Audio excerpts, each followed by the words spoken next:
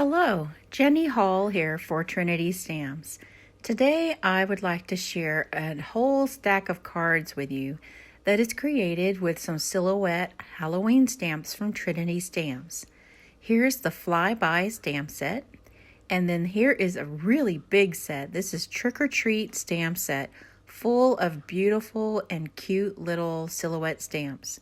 And for my sentiment, I'll be using a sentiment for almost everything. And then I'm giving you a look at Hello Beautiful because that's also an option. I'm going to be using my set of Magello Mission Gold watercolors, a flat brush, and some high quality watercolor paper. This is Arches watercolor paper, and I have already taped it down to a hard board. I taped down 6 panels because that will give me a nice time sitting down to make the washes. The first thing I do is to spray my watercolor set with water to start getting the pigment moving a little bit.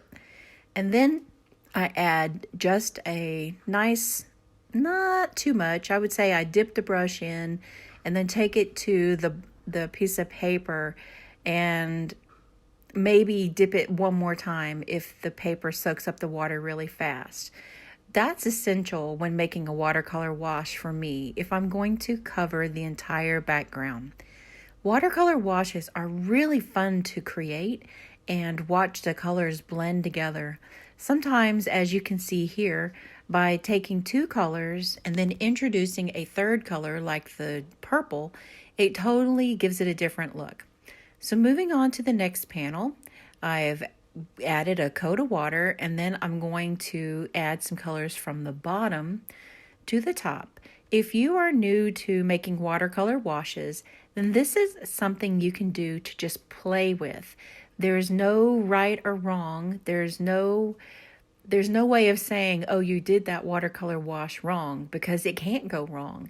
This is just putting the color to the paper and letting it do its own thing. It's so much fun and it's really relaxing for me. So I prepared this to 6 different panels, and I ended up doing 5 because one of them was like an experiment, or it was like auditioning colors to see what they would look like whenever they touched each other.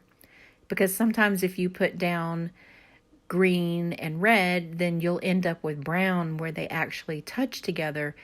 And that if that's what you're intending, then that's great. But if it's not, then sometimes when that kind of thing happens, it's good to know that it's a possibility.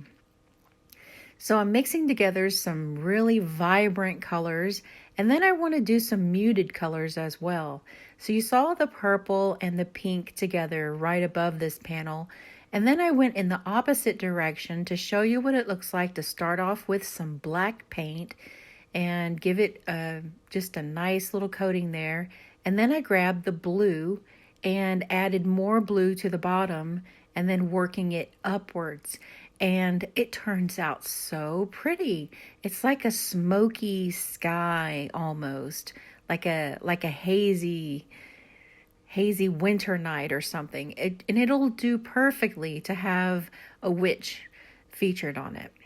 So here's the last panel, and then you can see that one above it that I mentioned that it was just like for auditioning colors. I'm not going to use that panel. Not even going to do anything with it from here on. I'm just going to focus on the 5 panels that I'm creating. And you can see, look at the red, the orange, and the yellow, they work together so beautifully. Now, the ideal situation would be to let these panels dry on their own.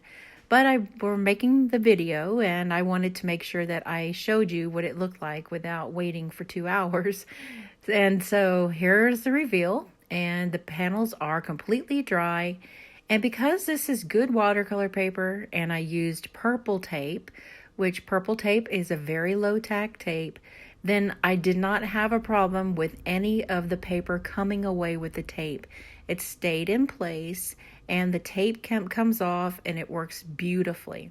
And you can see it's just so cool to have this little frame around each one of the watercolor areas.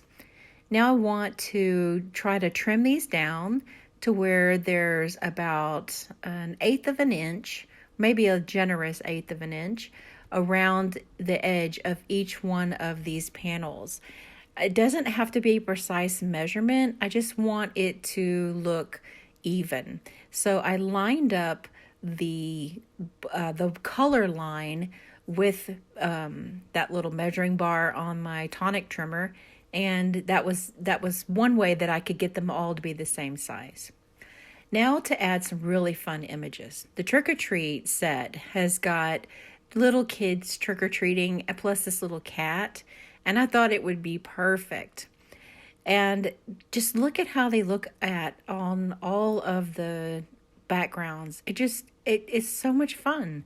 And I'll be able to pop these in the mail. They're a simple card. I can make a whole bunch of them in nothing flat. Now I'm taking some craft foam that has adhesive on one side, and I'm placing some liquid adhesive on the opposite, and that's going to get me to where I can have all of these glued down to the card base. Because watercolor paper can buckle a little bit, then I wanted there to be a lot of stability. And this would take a lot on my big Scotch roll, and it would I would have a whole lot of strips. And so I decided that I wanted to just use the craft foam. It just makes it so much easier to give a little bit of dimension and stability. So having the craft foam as a solid piece keeps that watercolor panel nice and flat. After adding the adhesive, then I made sure to stack them up and place something really heavy on them. I think I put the full-size Misty on top of them for a couple of hours, and so the glue was nice and tight. Here's another card I made that was on an ink blended background with some more of the Trick or Treat. Trick or Treat and Flyby are available in the Trinity shop now, and all of the links are listed in the video description. Thanks so much for watching, and I'll see you next time.